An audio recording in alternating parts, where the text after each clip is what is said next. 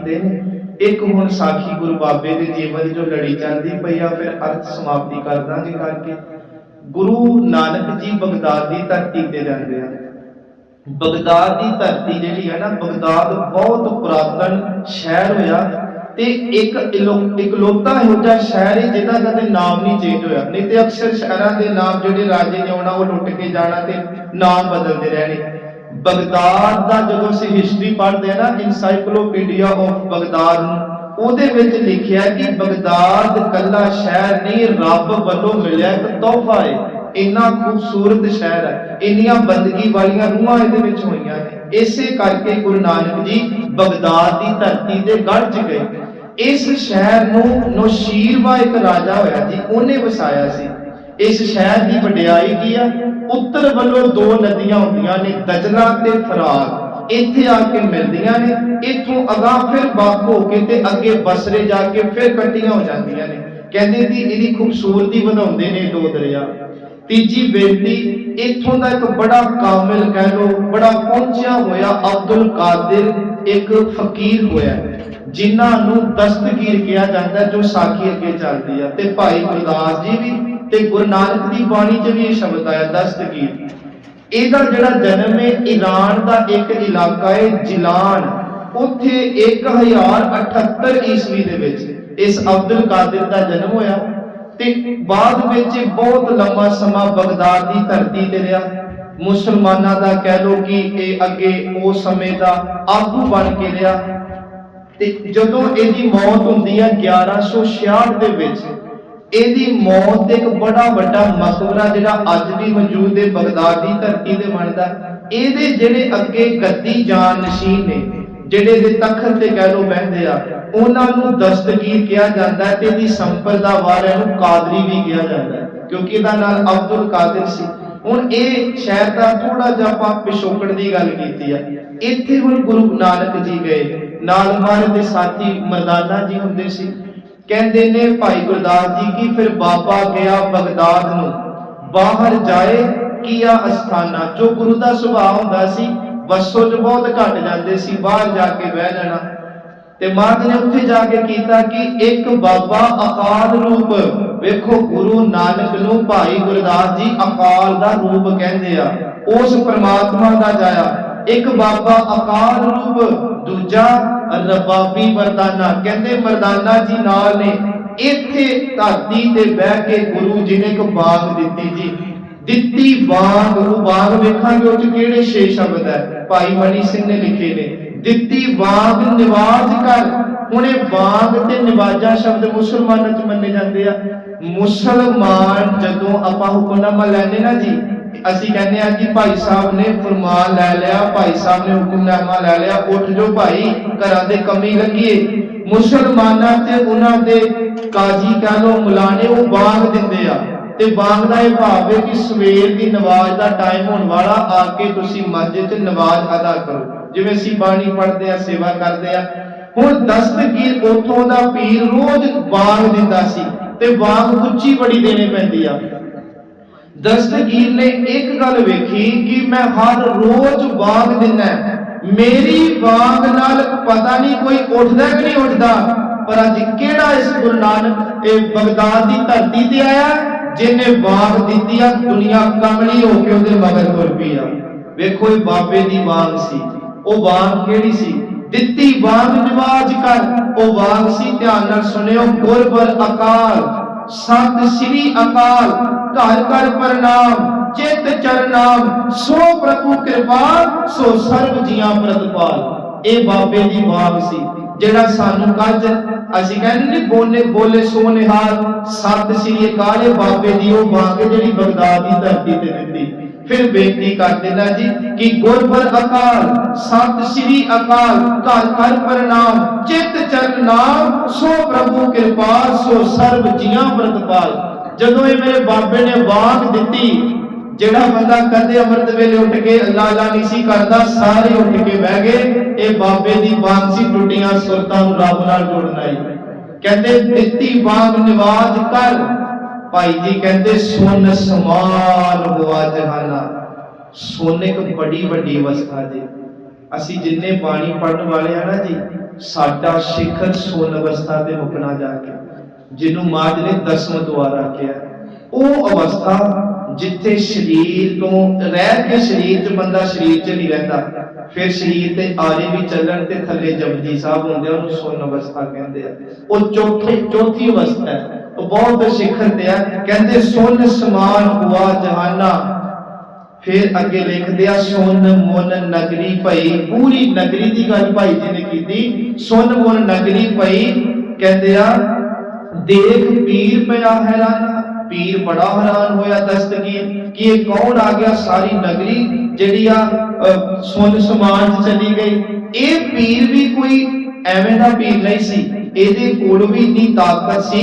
ਆਪਣੇ ਮਕਬਰੇ ਵਿੱਚ ਬਹਿ ਕੇ ਤੇ ਸੁਰਤ ਨਾਲ ਵੇਖਿਆ ਕੌਣ ਹੈ। ਕਹਿੰਦੇ ਵੇਖਿਆ ਧਿਆਨ ਲਗਾਏ ਕਰ। ਅਜੇ ਗਿਆਨ ਹੀ ਗੁਰੂ ਨਾਨਕ ਜੀ ਕੋਲ ਚੱਲ ਗਏ, ਅਜੇ ਕਈ ਕਿਲੋਮੀਟਰ ਦਾ ਫਰਕ ਹੈ ਵਿੱਚ, ਇਹਨੇ ਵੀ ਉੱਥੇ ਧਿਆਨ ਲਾ ਕੇ ਵੇਖਿਆ ਤੇ ਵੇਖ ਹੀ ਰਿਹਾ ਇੱਕ ਫਕੀਰ ਵੱਡਾ ਮਸਤਾਨਾ, ਕਿ ਬਗਦਾਦ ਦੀ ਧਰਤੀ ਤੇ ਕੋਈ ਮਸਤਾਨਾ ਵੱਡਾ ਪੀਰ ਜਿਹੜਾ ਉਹ ਆਇਆ। ਪਰ ਇਹਨੇ ਕਜਲੀ ਗਲਤੀ ਕਰਤੀ ਥੋੜੀ ਜੀ। ਬਾਬੇ ਨੇ ਇੱਥੇ ਬਹਿ ਕੇ ਗਾਇਆ ਸੀ ਪਾਤਾਲਾ ਪਾਤਾਲ ਲੱਖ ਆਗਾਸਾਂ ਆਗਾਸ ਓੜਕ ਓੜਕ ਭਾਰਤ ਕੇ ਵੇਦ ਗਿਆਨਿਕ ਬਾਤ ਸਹਿਜ 18 ਕਹਿ ਕਤੇਬਾ ਅਸਰੂ ਇੱਕ ਤਾਤ ਲੇਖਾ ਹੋਏ ਤਾਂ ਲਿਖੀ ਹੈ ਲੇਖਾ ਹੋਏ ਤਾਂ ਲਿਖੀ ਹੈ ਲੇਖਾ ਜਾਣੈ ਆਪ ਨਾਨਕ ਵੱਡਾ ਆਖੀਏ ਆਪੈ ਜਾਣੈ। ਇੱਥੇ ਬਾਬੇ ਨੇ ਜਦੋਂ ਇਹ ਗੱਲ ਗਾਈ ਨਾ ਜੀ ਤੇ ਲੋਕਾਂ ਨੇ ਦੱਸਿਆ, ਭੀੜਾਂ ਭੱਜ ਗਈਆਂ। ਕਹਿੰਦੇ ਇਹ ਕੌਣ ਕਾਫਰ ਆ ਗਿਆ ਜਿਹੜਾ ਸਾਡੇ ਹਜ਼ਰਤ ਜਿਹੜੇ ਮੁਹੰਮਦ ਜੀ ਨੇ ਉਹਨਾਂ ਤੋਂ ਅੱਗੇ ਦੀ ਗੱਲ, ਇਹ ਕੋਈ ਕਾਫਰ ਆ ਗਿਆ। ਕਿਉਂਕਿ ਬਗਦਾਦ ਦੀ ਧਰਤੀ ਤੇ ਕਿਤੇ ਸੰਗੀਤ ਦੀ ਮਨਾਈ ਸੀ। ਦੂਜੀ ਇਹਨਾਂ ਦੇ ਮੁਹੰਮਦ ਜੀ ਨੇ 7 ਪਤਾਲ ਤੇ 7 ਆਕਾਸ਼ ਕਿਹਾ। ਤੀਜੀ ਗੱਲ ਅਸੀਂ 5 ਤੱਤ ਮੰਨਦੇ ਹਾਂ, ਕੇਵਲ 4 ਮੰਨਦੇ, ਆਕਾਸ਼ ਨੂੰ ਨਹੀਂ ਤੱਤ ਮੰਨਦੇ। ਹੁਣ ਜਦੋਂ ਉਸ ਧਰਤੀ ਤੇ ਬਹਿ ਕੇ ਬਾਬੇ ਨੇ ਪਾਤਾਲਾਂ ਪਾਤਾਲ ਲੱਖ ਗਾਏ ਕਿ ਲੱਖਾਂ ਵੀ ਪੰਜ ਕਹਿੰਦੇ, ਤੋਂ ਅੱਗੇ ਵੀ ਬਹੁਤ ਕੁਝ ਗਿਣਤੀ ਤੋਂ ਪਰੇ ਆ। ਇਹਨੇ ਕੀ ਕੀਤਾ ਜੀ, ਹੁਕਮ ਦੇਤਾ ਜਿਹੜਾ ਵੀ ਆਇਆ ਪੱਥਰ ਮਾਰ ਮਾਰ ਕੇ ਮਾਰ ਦਿਓ। ਇਹ ਇਹਨਾਂ ਦਾ ਹੁੰਦਾ ਹੈ ਜੀ, ਕੁਝ ਕੇ ਸਜ਼ਾ ਦਿਓ। ਕਹਿੰਦੇ ਆ ਬਗਦਾਦ ਦੀ ਧਰਤੀ ਦੇ ਲੋਕ, ਹੁਣ ਉਹ ਪੀਰ ਸੀ ਉਸ ਇਲਾਕੇ ਦਾ ਬਹੁਤ ਵੱਡਾ, ਮੇਰੇ ਬਾਬੇ ਨੂੰ ਪੱਥਰ ਮਾਰਨ ਗਏ ਜੀ ਹੱਥ 'ਚ ਫੜ ਕੇ। ਕਹਿੰਦੇ ਗੁਰੂ ਨਾਨਕ ਜੀ ਬੈਠੇ ਆ, ਮਰਦਾਨਿਆ ਤੂੰ ਰਵਾਬ ਵਜਾਈ ਤੇ ਅਸੀਂ ਖੁਦਾ ਦੀ ਬੰਦਗੀ ਕਰਨਾ ਹੈ। ਕਹਿੰਦੇ ਜਦੋਂ ਗੁਰੂ ਨਾਨਕ ਨੂੰ ਮਾਰਨ ਲੱਗਿਆ, ਇੱਥੋਂ ਤੱਕ ਲਿਖਿਆ ਜੀ ਹੱਥ ਵੀ ਚੁੱਕੇ ਤਾਂ ਨੂੰ, ਬਸ ਜਦੋਂ ਹੱਥ ਚੁੱਕੇ ਤੇ ਖੁਦ ਹੀ ਪੱਥਰ ਬਣ ਗਏ। ਮਤਲਬ ਬਈ ਪੱਥਰ ਮਾਰੀਏ ਕਿਹਦੇ ਕਿਹਦੇ ਖੁਦਾ ਬੈਠਾ ਜੇ। ਇਹਨੂੰ ਕਹਿੰਦੇ ਆ ਫਾਰਸੀ 'ਚ ਸ਼ਰਮਸਾਰ ਹੋਣਾ, ਸੰਗਸਾਰ ਹੋਣਾ, ਮਾਫ ਕਰਿਓ। ਸੰਗਸਾਰ ਦਾ ਭਾਵ ਹੁੰਦਾ ਆਪ ਹੀ ਪੱਥਰ ਹੋ ਜਾਣਾ ਕਿ ਹਾਥੀ ਨਾ ਚੱਕੇ ਗਏ। ਜਦੋਂ ਇਹ ਕਲਾਵੰਤੀ ਵੇਖੀ ਹੁਣ ਪੀਰ ਨੇ, ਕਹਿੰਦੇ ਦੌੜਾ ਆਇਆ। ਪਹਿਲਾਂ ਸੀ ਕਿ ਵੇਖਿਆ ਧਿਆਨ ਲਗਾਏ ਕਰ ਇੱਕ ਫਕੀਰ ਵੱਡਾ ਮਸਤਾਨਾ। ਅਗਲੀ ਤੁਕ 'ਚ ਲਿਖਿਆ ਪੁੱਛਿਆ ਫਿਰ ਕਹਿ ਦਸਤਗੀਰ। ਹੁਣ ਕੋਲ ਆਇਆ, ਕੋਲ ਆ ਕੇ ਕਹਿਣ ਲੱਗਾ ਕੌਣ ਫਕੀਰ, ਕਿਸਕਾ ਘਰਿਆਨਾ, ਕਿਹੜੇ ਘਰਿਆਨੇ ਨਾਲ ਤੁਹਾਡਾ ਤਾਲੁਕ ਹੈ, ਕਿੱਥੋਂ ਆਏ ਹੋ। ਕਹਿੰਦੇ ਬਾਬਾ ਮਰਦਾਨਾ ਬੋਲ ਕੇ ਕਹਿੰਦਾ ਨਾਨਕ ਕੱਲ ਵਿੱਚ ਆਇਆ ਰੱਬ ਫਕੀਰ ਇੱਕੋ ਪਹਿਚਾਨਾ। ਕਹਿੰਦੇ ਦਸਤਗੀਰ ਇਹ ਉਹ ਨਾਨਕ ਹੈ ਜਿਹਨੂੰ ਦੁਨੀਆ ਰੱਬ ਜਾਣ ਕੇ ਪੂਜਦੀ ਆ ਤੇ ਸਾਰੇ ਫਿਰਕੇ ਦੇ ਦਾ ਵੱਖਰਾ ਫਿਰਕਾ ਕੋਈ ਨਹੀਂ, ਇਹ ਸਾਰੇ ਧਰਮਾਂ ਨੂੰ ਪਿਆਰ ਕਰਦਾ। ਬਹਿ ਗਿਆ ਜੀ ਕੋਲ, ਕਹਿੰਦਾ ਤੁਸੀਂ ਕਿਵੇਂ ਲੱਖਾਂ ਪਤਾ ਲੱਖਾਂ ਗਾਸ ਗਾਏ। ਇਹਦੀ ਗੱਲ ਚਲੋ ਮੈਂ ਗੱਲ ਕਰਾਂਗਾ ਕਿ ਪੌੜੀ ਹੈ ਭਾਈ ਜੀ ਦੀ, ਇਹਦੇ ਅਰਥ ਬਾਬੇ ਨੇ ਸੰਗਤ ਜੀ ਇਸ ਸੰਸਾਰ 'ਚ ਨਹੀਂ ਕੀਤੇ। ਬਗਦਾਦ ਦੀ ਧਰਤੀ ਦਾ ਨਾ ਇਤਿਹਾਸ ਕਿਤੇ ਪੜ੍ਹ ਕੇ ਵੇਖੋ, ਇੱਥੇ ਬੜੀਆਂ ਇਹੋ ਜਿਹੀਆਂ ਰਹਿਮਤਾਂ ਹੋਈਆਂ ਨੇ। ਸਤਿਗੁਰੂ ਜੀ ਨਾਲ ਬੜੇ ਸੰਵਾਦ ਹੁੰਦੇ ਜੀ। ਇਸ ਧਰਤੀ ਤੇ ਬਹਿਲੋਲ ਜੀ, ਰੁਕਣਦੀਪ ਜੀ, ਇਸ ਧਰਤੀ ਤੇ ਪਿਛਲੇ ਦਿਨੀ ਵੀ ਮੈਂ ਗੱਲ ਕੀਤੀ ਸੀ ਸਲੀਮਾ ਜੀ, ਯਾਜਾ ਗੁਲਾਮ, ਉਹ ਵੀ ਇੱਥੇ ਕਰਨੇ ਆ ਕਿਉਂਕਿ ਸਾਰੀ ਕਥਾ ਰਿਕਾਰਡਿੰਗ ਹੋਣੀ ਆ। ਸਤਿਗੁਰੂ ਗੁਰੂ ਨਾਨਕ ਜੀ ਨੂੰ ਦਸਤਗੀਰ ਲੈ ਗਿਆ, ਆਪਣੇ ਜਿਹੜਾ ਵੱਡਾ ਇਹਨਾਂ ਦਾ ਸੀ, ਉੱਥੇ ਲੈ ਕੇ ਆਪ ਤਖਤ ਤੇ ਬਹਿ ਗਿਆ। ਬੜੀ ਭੀੜ ਇਕੱਠੀ ਹੋਈ ਕਿ ਅੱਜ ਕੋਈ ਨਵੀਂ ਗੱਲ ਕਰਨ ਵਾਲਾ ਆਇਆ ਤੇ ਬਾਬੇ 'ਚ ਖਿੱਚ ਬੜੀ ਸੀ ਕਿਉਂਕਿ ਉਹ ਜਿਹੜੀ ਤੁਕ ਬੜੀ ਸੀ ਕਿ ਨਾਨਕ ਕੱਲ ਵਿੱਚ ਆਇਆ ਰੱਬ ਫਕੀਰ ਇੱਕੋ ਪਹਿਚਾਨਾ, ਧਰਤ ਆਕਾਸ਼ ਚੌਂ ਦਿਸ ਜਾਣਾ। ਧਰਤੀ ਤੋਂ ਲੈ ਕੇ ਆਕਾਸ਼ ਤੱਕ ਤੇ ਚਾਰੇ ਦਿਸ਼ਾਵਾਂ ਤੱਕ ਜਿਹੜੀ ਦੁਨੀਆ ਹੈ ਉਹ ਗੁਰੂ ਨਾਨਕ ਕਰਦੀ ਆ। ਉਹ ਗੁਰੂ ਨਾਨਕ ਅੱਜ ਬਗਦਾਦ ਦਾ ਹੈ। ਦਸਤਗੀਰ ਦੇ 3 ਸਵਾਲ ਸੀ ਗੁਰੂ ਨਾਨਕ ਜੀ ਨੂੰ। ਪਹਿਲੇ सवाल एक कीता, रब तो पहला की सी, रब करदा की आ ते रब रहिंदा किथे आ। ये 3 सवाल गुरु नानक जी नूं कीते। महाराज सच्चे पिता जी हुण दस्तगीर थोड़ा जिहा इस गल नूं समझियो कि जिवें असीं उपर महाराज दा तख्त लाया ना जी, ते तख्त अक्सर दरबार तो उच्चे हुंदे आ। महाराज जी तुहाडे वांग पंगत च बैठे सी, कह लो कि संगत च नीवीं थां ते दस्तगीर उस समय दा पीर कहवांदा सी ते ਉਹ ਉੱਚੇ ਤਖਤ ਤੇ ਬਹਿ ਕੇ ਸਵਾਲ ਕਰਦਾ ਕਿ ਦੱਸੋ ਗੁਰੂ ਨਾਨਕ ਜੀ ਨੂੰ ਕਿ ਰੱਬ ਤੋਂ ਪਹਿਲਾਂ ਕੀ ਸੀ, ਰੱਬ ਰਹਿੰਦਾ ਕਿੱਥੇ ਆ ਤੇ ਰੱਬ ਕਰਦਾ ਕੀ ਆ। ਗੁਰੂ ਨਾਨਕ ਜੀ ਕਹਿੰਦੇ ਥੋੜੇ ਮੋਤੀ ਮੰਗਾਓ ਥਾਲ ਦੇ ਵਿੱਚ, ਕਿਉਂਕਿ ਗੁਰੂ ਨਾਨਕ ਜੀ ਜਿਹੜਾ ਜਵਾਬ ਦਿੰਦੇ ਸੀ ਉਹ ਪ੍ਰੈਕਟੀਕਲੀ ਦਿੰਦੇ ਹੁੰਦੇ ਸੀ। ਕਹਿੰਦੇ ਮੋਤੀ ਮੰਗਾਏ ਜਾਂਦੇ ਆ ਥਾਲ 'ਚ। ਦਸਤਗੀਰ ਨੂੰ ਕਹਿੰਦੇ ਤੁਸੀਂ ਇਹਨਾਂ ਮੋਤੀਆਂ ਦੀ ਗਿਣਤੀ ਕਰੋ। ਕਹਿੰਦੇ ਆ ਦਸਤਗੀਰ ਜੀ ਮੋਤੀਆਂ ਦੀ ਗਿਣਤੀ ਕਰਦੇ ਆ, ਇਹ ਗਿਣਤੀ 5 ਤੱਕ ਕਰਦੇ ਆ ਤੇ ਮਰਦ ਹੱਸ ਕੇ ਕਹਿੰਦੇ ਤੁਸੀਂ ਗਲਤ ਪਏ ਗਿਣਦੇ ਹੋ। ਵੇਖੋ ਗੱਲ ਕੋਈ ਵੱਡੀ ਨਹੀਂ ਤੇ ਦੇਖੀਏ, ਪਰ ਰਮਜ ਬਹੁਤ ਵੱਡੀ ਸੀ ਕਿ ਕਦੇ ਇਧਰ ਖਿਆਲ ਹੀ ਨਹੀਂ ਗਿਆ ਮਨੁੱਖ ਦਾ। ਦਸਤਗੀਰ ਕਹਿਣ ਲੱਗਾ ਮੇਰੇ ਹੱਥ 'ਚ 5 ਮੋਤੀ ਨੇ, ਮੈਂ 5 ਗਿਣਤੀ ਕੀਤੀ। ਮਰਦ ਕਹਿੰਦੇ ਨਹੀਂ ਤੁਸੀਂ ਗਲਤ ਹੋ। ਕਹਿੰਦਾ ਚਲੋ ਠੀਕ ਹੈ। ਉਹਨੇ ਫਿਰ ਸ਼ੁਰੂ ਕੀਤੀ 1 2 3 ਤੇ ਮਰਦ ਫਿਰ ਹੱਸ ਕੇ ਕਹਿੰਦੇ ਦਸਤਗੀਰ ਜੀ ਤੁਸੀਂ ਅਜੇ ਵੀ ਗਲਤ ਪੜ ਰਹੇ ਹੋ। ਖਿੱਚ ਕੇ ਕਹਿੰਦਾ ਜੇ ਤੁਹਾਨੂੰ ਜਵਾਬ ਨਹੀਂ ਆਉਂਦਾ ਮੈਨੂੰ ਸਿੱਧਾ ਹੀ ਕਹਿ ਦਿਓ, ਕਾਹਨੂੰ ਟਾਈਮ ਟਪਾਉਂਦੇ ਪਏ ਹੋ। ਤੁਸੀਂ ਹੁਣ ਏਦਾਂ ਕਰਿਓ ਮੈਂ ਜਿੱਥੇ ਗਲਤ ਹੋਵਾਂ ਉੱਥੇ ਰੋਕ ਲਿਓ। ਗੁਰੂ ਜੀ ਕਹਿੰਦੇ 7 ਵਚਨ। ਦਸਤਗੀਰ ਨੇ ਜਦੋਂ 1 ਕਿਹਾ ਮਰਦ ਕਹਿੰਦੇ ਤੂੰ ਇੱਥੇ ਹੀ ਗਲਤ ਹੈ। ਇਹਦਾ ਪਹਿਲਾ ਸਵਾਲ ਸੀ ਰੱਬ ਤੋਂ ਪਹਿਲਾਂ ਕੀ ਸੀ, ਤੇ ਮਰਦ ਨੇ ਮੋਤੀ ਲਿਆ ਕੇ ਕਿਹਾ ਕਿ ਦਸਤਗੀਰ ਤੂੰ ਇੱਥੇ ਹੀ ਗਲਤ ਹੈ। ਕਹਿੰਦਾ ਮੈਂ ਗਲਤ ਕਿੱਥੇ ਆ, ਮੇਰੇ ਹੱਥ 'ਚ 1 ਮੋਤੀ ਆ ਤੇ ਮੈਂ 1 ਕਿਹਾ। ਕਹਿੰਦੇ ਨਹੀਂ 1 ਤੋਂ ਪਹਿਲਾਂ ਸ਼ੁਰੂ ਕਰ। ਮਰਦ ਕਹਿੰਦੇ 1 ਤੋਂ ਪਹਿਲਾਂ ਸ਼ੁਰੂ ਕਰ। ਕਹਿੰਦਾ ਮਰਦ 1 ਤੋਂ ਪਹਿਲਾਂ ਹੈ ਹੀ ਕੁਝ ਨਹੀਂ, ਗਿਣਤੀ ਨਹੀਂ। ਗੁਰੂ ਨਾਨਕ ਜੀ ਕਹਿੰਦੇ ਫਿਰ ਰੱਬ ਤੋਂ ਪਹਿਲਾਂ ਵੀ ਕੁਝ ਨਹੀਂ ਸੀ, ਕੇਵਲ ਉਹ ਪਰਮਾਤਮਾ ਸੀ ਤੇ ਉਸ ਤੋਂ ਬਾਅਦ ਹੀ ਸਾਰੀ ਕਰੇ ਸਭ ਸੰਸਾਰ ਬਣਿਆ। ਕੀਤਾ ਪਸਾਓ ਇੱਕੋ ਕਵਾਉ ਤਿਸਤੇ ਹੋਏ, ਬਸ ਉਹ ਇੱਕ ਸੀ ਜਿਸ ਤੋਂ ਲੱਖਾਂ ਹੀ ਦਰਿਆ ਬਣ ਗਏ। ਮੰਨ ਗਿਆ ਜੀ ਗੁਰੂ ਨਾਨਕ ਸੱਚੇ ਪਿਤਾ ਨੂੰ। ਕਹਿੰਦਾ ਸਤਿਗੁਰੂ ਪਿਤਾ ਦੂਜਾ ਸਵਾਲ ਹਿੰਮਤ ਤੇ ਨਹੀਂ ਪੈਂਦੀ ਪਰ ਦੱਸੋ ਰੱਬ ਰਹਿੰਦਾ ਕਿੱਥੇ ਆ। ਮਰਦ ਕਹਿੰਦੇ ਦੁੱਧ ਮੰਗਾਓ। ਗੁਰੂ ਸਾਹਿਬ ਨੇ ਦੁੱਧ ਮੰਗਾਇਆ ਜੀ। ਸਤਿਗੁਰੂ ਜੀ ਕਹਿੰਦੇ ਦਸਤਗੀਰ ਇਹ 'ਚ ਕੁਝ ਦਿਸਦਾ ਹੈ, ਤੇ ਦਸਤਗੀਰ ਆਪਣੇ ਨਾਲ ਦੇ ਨੂੰ ਕਹਿੰਦਾ ਵਿੱਚ ਕੁਝ ਪਾ ਕੇ ਨਹੀਂ ਲਿਆਏ, ਉਹਨੂੰ ਇਸੇ ਮਾਂ ਦੇ ਦੁੱਧ ਛਕਣਾ ਹੋਣਾ, ਦੂਰੋਂ ਆਏ ਨੇ। ਉਹ ਕਹਿੰਦੇ ਨਹੀਂ ਮਿਲਾਇਆ ਤੇ ਕੁਝ ਨਹੀਂ। ਕਹਿੰਦੇ ਸਤਿਗੁਰੂ ਨਹੀਂ ਦੁੱਧ 'ਚ ਤੇ ਕੁਝ ਨਹੀਂ ਹੈਗਾ। ਮਰਦ ਕਹਿੰਦੇ ਨਹੀਂ ਚੰਗੀ ਤਰ੍ਹਾਂ ਵੇਖੋ ਦੁੱਧ ਹੈ ਕੁਝ। ਦਸਤਗੀਰ ਕਹਿੰਦਾ ਨਹੀਂ ਸਤਿਗੁਰੂ। ਮਰਦ ਕਹਿੰਦੇ ਇਸ ਦੁੱਧ ਦੇ ਵਿੱਚ ਮੈਨੂੰ ਘਿਓ ਦਿਸਦਾ ਪਿਆ। ਸਤਿਗੁਰੂ ਨਾਨਕ ਜੀ ਕਹਿੰਦੇ ਮੈਨੂੰ ਇਹ 'ਚ ਘਿਓ ਦਿਸਦਾ ਹੈ ਪਰ ਇੱਕ ਵੱਡਾ ਪ੍ਰਕਰਨ ਚੱਲਦਾ ਹੈ। ਦੁੱਧ ਨੂੰ ਗਰਮ ਕੀਤਾ ਜਾਂਦਾ ਹੈ, ਫਿਰ ਠੰਡਾ ਕਰਕੇ ਜਾਗ ਲਾਇਆ ਜਾਂਦਾ ਹੈ, ਦਹੀਂ ਬਣਦਾ ਹੈ, ਰਿੜਕ ਕੇ ਫਿਰ ਮੱਖਣ ਕੱਢਿਆ ਜਾਂਦਾ ਹੈ, ਮੱਖਣ ਨੂੰ ਤਾਰ ਦਿੱਤਾ ਜਾਂਦਾ ਹੈ, ਫਿਰ ਘਿਓ ਬਣਦਾ ਹੈ। ਦੁੱਧ ਦੇ ਇੱਕ ਕਤਰੇ ਵਿੱਚ ਘਿਓ ਹੈ, ਪਰ ਵੱਡੇ ਅਭਿਆਸ ਤੋਂ ਬਾਅਦ ਪ੍ਰਾਪਤ ਹੁੰਦਾ ਹੈ। ਹਰ ਬੰਦੇ ਤੇ ਜਰੇ ਜਰੇ ਵਿੱਚ ਰੱਬੇ ਕੋਈ ਅਭਿਆਸ ਕਰੇ ਤੇ ਉਹਨੂੰ ਦਰਸ਼ਨ ਹੁੰਦੇ ਆ। ਰੱਬ ਤੇ ਸਾਰਿਆਂ ਤੇ ਰੱਬ ਵਾਕ ਥੋੜੀ ਆ। ਇਹ ਗੁਰੂ ਜੀ ਦਾ ਸੀ ਸੰਗਤ ਜੀ। ਤੀਜੀ ਗੱਲ ਤਖਤ ਤੇ ਬੈਠ ਕੇ ਫਿਰ ਕਹਿੰਦਾ ਬਾਬਾ ਜੀ ਇਹ ਦੱਸੋ ਰੱਬ ਕਰਦਾ ਕੀ ਹੈ। ਮਰਦ ਕਹਿੰਦੇ ਜਵਾਬ ਨਾ ਤੈਨੂੰ ਹੁਣ ਤਖਤ ਤੇ ਤੂੰ ਸਾਨੂੰ ਬੈਠ ਦੇ ਤੇ ਆਪ ਤੋਂ ਥੱਲੇ ਆ ਜਾ ਫਿਰ ਦੇਾਂਗੇ। ਉਹ ਕਹਿੰਦਾ ਜੀ ਠੀਕ ਹੈ। ਮਰਦ ਤਖਤ ਤੇ ਬਹਿ ਕੇ ਜੀ ਸੁਰਤ ਲਾ ਕੇ ਚੌਂਕੜਾ ਮਾਰ ਕੇ ਬਹਿ ਕੇ ਬੋਲਣ ਕੁਝ ਨਾ ਕਈ ਘੜੀਆਂ ਲੰਘ ਗਈਆਂ। ਥੱਲੋਂ ਦਸਤਗੀਰ ਕਹਿੰਦਾ ਮਹਾਰਾਜ ਜੀ ਦੱਸੋ ਰੱਬ ਕਰਦਾ ਕੀ ਆ।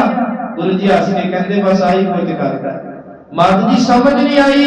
ਕਹਿੰਦੇ ਤੇਰੇ ਵਰਗੇ ਤਖਤਾਂ ਤੇ ਬਹਿ ਕੇ ਹੰਕਾਰੀ ਹੋ ਜਾਣ, ਮਰਦ ਕੱਪੜ ਰੋਲ ਦਿੰਦਾ ਇਹਦਾ ਨੀਵੀਂ ਥਾਂ ਦੇ ਵਾ ਦਿੰਦਾ ਤੇ ਮਰਦ ਇਹੀ ਕੁਝ ਕਰਦਾ। ਰੱਬ ਜਿਹੜਾ ਕੱਲ ਤੱਕ ਇੱਕ ਟਕੇ ਦਾ ਮੁਰਾਦ ਸੀ, ਸੱਚ ਜਿਵੇਂ ਖਿਰ ਲਾਵੇ ਤੈਨੂੰ ਰਾਤੋਂ ਰਾਤ ਕਰੋੜਾਪਤੀ ਬਣਾ ਕੇ ਤਖਤਾਂ ਤੇ ਵਾ ਦਿੰਦਾ।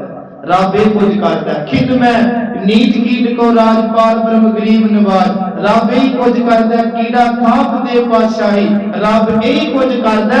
ਮਰਦ ਕਹਿੰਦੇ ਨੇ ਖਿਨ ਮੈਂ ਰਾਉ ਰੰਗ ਕੋ ਕਰੀ ਰਾਉ ਰੰਗ ਕਰ ਡਾਰੈ ਰੀਤੇ ਭਰੇ ਭਰੇ ਸੁਖ ਨਾਵੈ ਜੇ ਤਾਕੋ ਵਿਵਹਾਰੈ।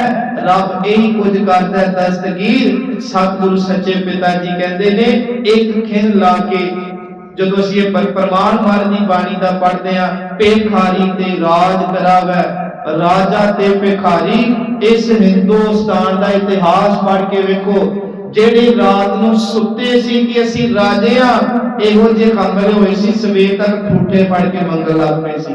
ਇਹ ਹਿੰਦੁਸਤਾਨ ਦਾ ਇਤਿਹਾਸ ਹੈ। ਜਿਹੜੇ ਕੱਲ ਤੱਕ ਤਰਸਦੇ ਸੀ, ਸਿੱਖਾਂ ਨੇ ਆਪ ਰਾਜ ਲੈ ਲੈ ਕੇ ਉਹਨੂੰ ਗੱਦੀਆਂ ਤੇ ਬਿਠਾ ਦਿੱਤੇ ਸੀ। ਮੱਧ ਕਹਿੰਦੇ ਰੱਬ ਹੀ ਕੁਝ ਕਰਦਾ, ਦਸਤਗੀਰ ਨਤਮਸਤਕ ਹੁੰਦਾ ਮਹਾਰਾਜ ਨੂੰ। ਅੱਗੇ ਹੋਰ ਇਤਿਹਾਸ ਇੱਥੋਂ ਦਾ ਚੱਲੇਗਾ। ਗੁਰੂ ਰਹਿਮਤ ਵਰਤਾਏ ਸੱਚੇ ਪਿਤਾ ਸਤਿਗੁਰੂ ਗੁਰੂ ਰਾਮਦਾਸ ਜੀ ਨੇ ਅੱਜ ਜੋ ਕਿਰਪਾ ਕੀਤੀ ਸੰਗਤ ਜੀ, ਗੁਰਸਿੱਖ ਮੀਤ ਚਲੋ ਗੁਰ ਚਾਲੀ, ਜੋ ਗੁਰ ਕਹਿ ਸੋਈ ਪਰਮਾਨੋ, ਹਰ ਹਰ ਕਥਾ ਨਿਰਾਲੀ। ਮਾਂ ਜੀ ਕਹਿੰਦੇ ਹੈ ਗੁਰਸਿੱਖ ਮਿੱਤਰੋ, ਗੁਰੂ ਦੀ ਚਾਲ ਚੱਲਿਆ ਕਰੋ, ਗੁਰੂ ਦੀ ਮਰਿਆਦਾ ਚ ਜਿੰਨਾ ਵੀ ਮਰਿਆਦਾ ਚ ਚੱਲ ਸਕਦੇ ਆ। ਸਤਿਗੁਰੂ ਸੱਚੇ ਪਿਤਾ ਜੀ ਦਇਆ ਦੇ ਘਰ ਚਾਉਣ ਤੇ ਸਾਨੂੰ ਫਿਰ ਆਪਣੇ ਲੜ ਲਾ ਲੈਂਦੇ ਨੇ। ਗੁਰੂ ਜੀ ਕਹਿੰਦੇ ਉਹ ਪ੍ਰਮਾਤਮਾ ਰੂਪੀ ਗੁਰੂ ਦੀ ਜਦੋਂ ਅਸੀਂ ਗੱਲ ਮੰਨਦੇ ਆ ਤੇ ਫਿਰ ਸਾਡੀ ਜ਼ਿੰਦਗੀ ਦੀ ਕਥਾ ਰੋਂ ਚੜ੍ਹਦੀ ਕਲਾ ਵਾਲੀ ਹੋ ਜਾਂਦੀ ਆ, ਨਿਰਾਲੀ ਹੋ ਜਾਂਦੀ ਆ। ਰਹਾਓ ਹਰ ਕੇ ਸੰਤ ਸੁਨੋ ਜਨ ਭਾਈ, ਗੁਰ ਸੇਵਿਓ ਵੇਗ ਬਿਗਾਲੀ। ਵੇਖੋ ਜਿਹੜੀ ਤੁਕ ਦੀ ਅਗਲਾ ਹਿੱਸਾ ਨਾ, ਹਰ ਕੇ ਸੰਤ ਇੱਕ, ਸੁਨੋ ਜਨ ਦੋ, ਭਾਈ ਤਿੰਨ, ਮਾਝ ਨੇ ਤਿੰਨ ਤਖੱਲਸ ਬਖਸ਼ੇ ਕੋ ਤੁਕ ਚ, ਕਿ हे ਸੰਤ ਜਨੋ, हे ਭਾਈ ਜਨੋ, ਸਤਿਗੁਰੂ ਕਹਿੰਦੇ ਮੇਰੀ ਗੱਲ ਸੁਣੋ, ਗੁਰ ਸੇਵਿਓ, ਗੁਰੂ ਨੂੰ ਚੇਤੇ ਕਰੋ, ਗੁਰੂ ਨੂੰ ਯਾਦ ਕਰੋ, ਗੁਰੂ ਦਾ ਸਿਮਰਨ ਕਰੋ ਤੇ ਵੇਗ ਬਿਗਾਲੀ ਛੇਤੀ ਛੇਤੀ ਕਰ ਲੋ, ਸਮਾਂ ਬਹੁਤਾ ਨਹੀਂ। ਸਤਿਗੁਰ ਸੇਵ ਖਰਚ ਹਰ ਬਾਂਧੋ, ਆਪਣੀ ਆਤਮਾ ਲਈ ਸੱਚੇ ਨਾਮ ਦੀ ਖਰਚੀ ਬਣੀਏ। ਮਤ ਜਾਣੋ ਆਜ ਕੇ ਕਾਲੀ, ਅੱਜ ਕੱਲ ਤੇ ਨਾ ਪਾਇਆ ਕਰੋ ਕਿ ਕੱਲ ਤੋਂ ਸ਼ੁਰੂ ਕਰਾਂਗੇ, ਅੱਜ ਕੋਈ ਗੱਲ ਨਹੀਂ, ਕੱਲ ਤੋਂ। ਮਹਾਰਾਜ ਕਹਿੰਦੇ ਨਹੀਂ, ਅੱਜ ਕੱਲ ਕਰਦੇ ਆ, ਕਾਲ ਵਿਆਪੈ, ਹਰ ਕੇ ਸੰਤ ਜਪੋ ਹਰ ਜਪਣਾ। ਫਿਰ ਮੱਧ ਸਤਿਕਾਰ ਨਾਲ ਕਹਿੰਦੇ ਹੈ ਸੰਤ ਜਨੋ ਵਾਹਿਗੁਰੂ ਜੀ ਦਾ ਜਾਪ ਕਰੋ। ਕਿਉਂ? ਕਿਉਂਕਿ ਹਰ ਸੰਤ ਚਲੇ ਹਰ ਨਾਲੀ, ਪਰਮਾਤਮਾ ਆਪਣੇ ਭਗਤਾਂ ਦੇ ਹਮੇਸ਼ਾ ਸੰਗ ਰਹਿੰਦੇ ਨੇ। ਜਿਨ ਹਰ ਜਪਿਆ ਸੇ ਹਰ ਹੋਏ, ਹਰ ਮਿਲਿਆ ਕੇ